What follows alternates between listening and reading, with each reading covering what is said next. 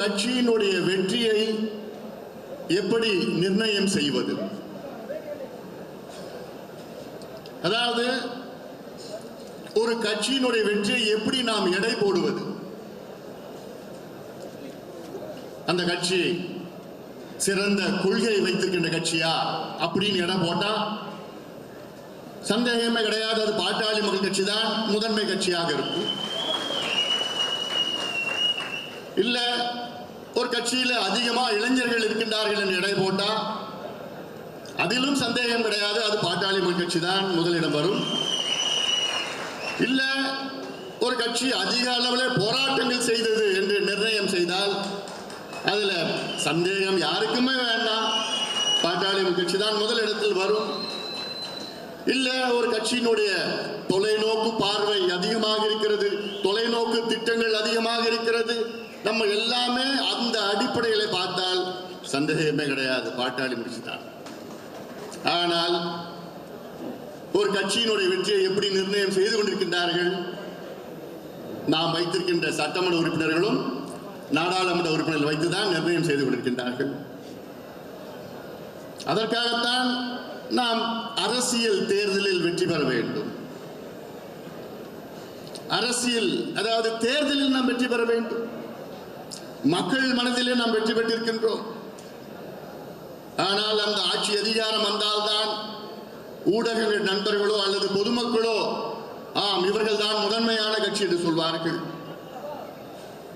56 ஆண்டு காலம் ஆட்சி செய்து கொண்டிருக்கின்ற கட்சிகள், இரு கட்சிகள், அவர்களை விட அதிக தகுதி, அதிக திறமை, அதிக தொலைநோக்கு பார்வை உள்ள கட்சி பாட்டாளி மக்கள் கட்சி. மருத்துவர் ஐயா அவர்கள் 44 ஆண்டு காலமாக மக்களுக்காக, அடித்தள மக்களுக்காக உழைத்துக் கொண்டிருக்கின்றார்கள். இது போன்ற உழைப்பு இந்தியாவில் எந்த தலைவரும் செய்தது கிடையாது. நம்மை வழிநடத்தி வருகிறார்கள். சமீபத்தில் குடியரசு தினத்தை முன்னிட்டு மத்திய அரசு விருதுகளை அறிவித்தார்கள். அந்த அறிவிப்பு வந்த பிறகு எனக்கு மிகப்பெரிய ஒரு வருத்தம்.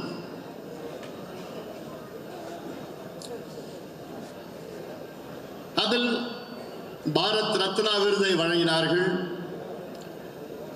பத்ம விபூஷன், பத்மபூஷன் போன்ற விருதுகள்லாம் வழங்கினார்கள். அதிலும் பாரத் ரத்னா இந்தியாவுடைய முதன்மை விருது அதுதான். அதை சமூக போராளி கர்பூரி தாக்கூர், பீகாருடைய முன்னாள் முதலமைச்சர், சமூக போராளி அவர் கர்பூரி தாக்கூர் அவர்களுக்கு வழங்கினார்கள். மிக்க மகிழ்ச்சி, தகுதியானவர், நிச்சயமாக அவர் வழங்க வேண்டும். ஆனால் எனக்கு பெரிய வருத்தம், 85 வயதில் தமிழ்நாட்டிற்கும் இந்தியாவுக்கும் எவ்வளோ சாதனைகள் செய்த நம்முடைய மருத்துவர் ஐயாவிற்கு ஏன் அதை வழங்கவில்லை என்ற ஒரு நிச்சயமாக ஒரு ஆதங்கம், ஒரு வருத்தம், எனக்கு நியாயமான வருத்தம் தானே. கர்பூரி தாக்கூர் அவர்கள் பீகாருடைய முன்னாள் முதலமைச்சர், முடி திருத்துகின்ற சமுதாயத்தை சார்ந்தவர், பீகாரிலே இடஒதுக்கீடை கொண்டு வந்தவர். அதனால் அவர்களுக்கு கொடுத்திருக்கின்றார்கள், அதை பாராட்டுகின்றோம். முதலமைச்சராக இருந்து சாதனைகள் செய்வது பெரிய காரியமே கிடையாது. அந்த அதிகாரம் இருக்கிறது, கையெழுத்து போடுகின்ற அதிகாரம் இருக்கிறது. ஆனால் எனக்கு பதவி வேண்டாம், பொறுப்பு வேண்டாம், சட்டமன்றத்திலோ நாடாளுமன்றத்திலோ என் கால்கள் படாது என்று தமிழ்நாட்டுக்கும் இந்தியாவுக்கும் சாதனை செய்வதுதான், அதுதான் உயர்ந்த சாதனை. நம்முடைய ஐயா அவர்கள் அதை செய்து கொண்டிருக்கின்றார்கள்.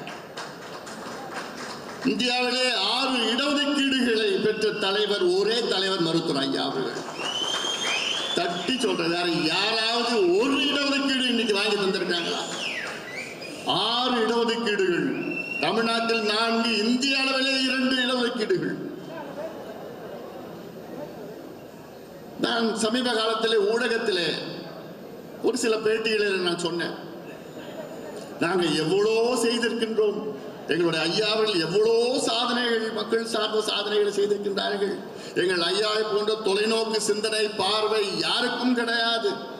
40 ஆண்டுகளுக்கு முன்பே சமூக நீதியை பேசிய தலைவர், 43 ஆண்டுகளுக்கு முன்பு ஜாதிவாரி மக்கள் தொகை கணக்கெடுப்பு நடத்த வேண்டும் என்று நம்ம முதல் தீர்மானம் போட்ட தலைவர், 30 ஆண்டுகளுக்கு முன்பு தொலைநோக்கு பார்வையிலே காலநிலை மாற்றம், பருவநிலை மாற்றம் பற்றி பேசிய தலைவர், 40 ஆண்டு காலமாக மதுவை ஒழிக்க வேண்டும் என்று போராடி கொண்டிருக்கின்ற தலைவர், 30 ஆண்டுகளாக இந்த புகையிலை பொருட்களை ஒழிக்க வேண்டும், அழிக்க வேண்டும் என்று எல்லாம் போராடி கொண்டிருக்கின்ற தலைவரை பெற்றிருக்கின்றோம்.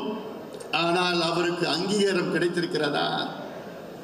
ஊடக நண்பர்கள் அங்கீகாரம் கொடுத்திருக்கின்றார்களா? தமிழக மக்கள் அங்கீகாரம் கொடுத்திருக்கின்றார்களா?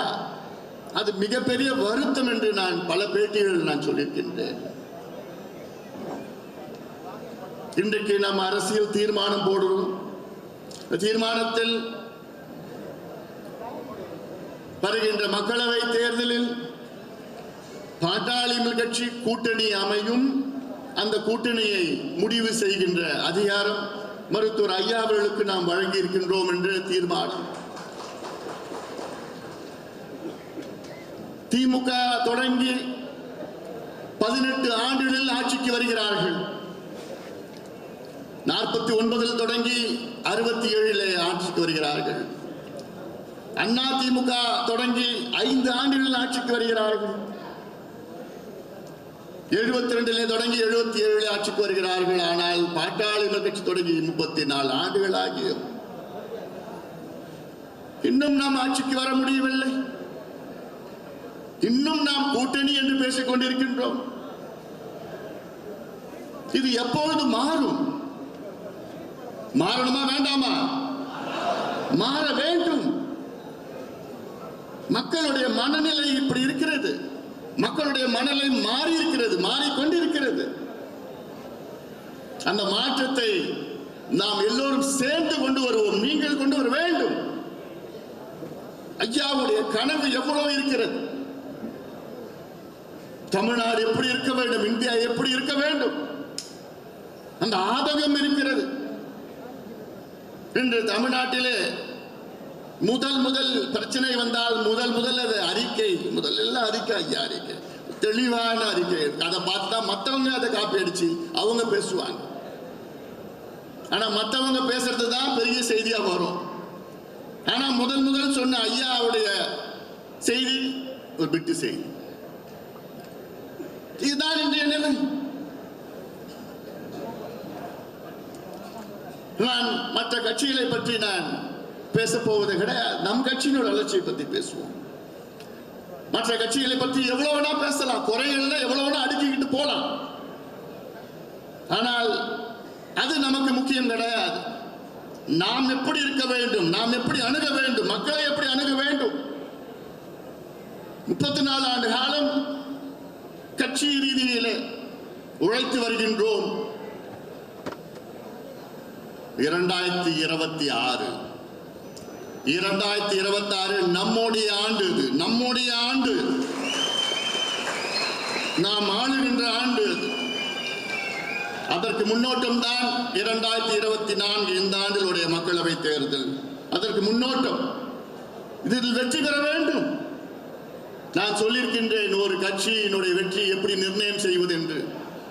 கொள்கை ரீதியிலா, போராட்டங்கள் ரீதியிலா, உறுப்பினர்கள் எண்ணிக்கையிலா, அல்லது இளைஞர்கள் அதிகமாக இருக்கின்ற நோக்கமா, இதெல்லாம் இல்லை. எத்தனை எம்பி, எத்தனை எம்எல்ஏ. பாட்டாளி மக்கள் கட்சியும் இதுவரை 70 சட்டமன்ற உறுப்பினர்களுக்கு மேல் நாம் வெற்றி பெற்றிருக்கின்றோம். தமிழ்நாட்டிலும் புதுவையிலும் இதுவரை 20 நாடாளுமன்ற உறுப்பினர்கள், மக்களவை மாநிலங்களவை உறுப்பினர்கள் 20க்கு மேல் நாம் வெற்றி பெற்றிருக்கின்றோம். 6 மத்திய அமைச்சர்களை நாம் பெற்றிருக்கின்றோம். 6 மாவட்ட ஊராட்சி பெருந்தலைவர்கள், டிஸ்ட்ரிக்ட் சேர்மன் நாம் பெற்றிருக்கின்றோம். 100கணக்கான ஒன்றிய பெருந்தலைவர்களை நாம் பெற்றிருக்கின்றோம்.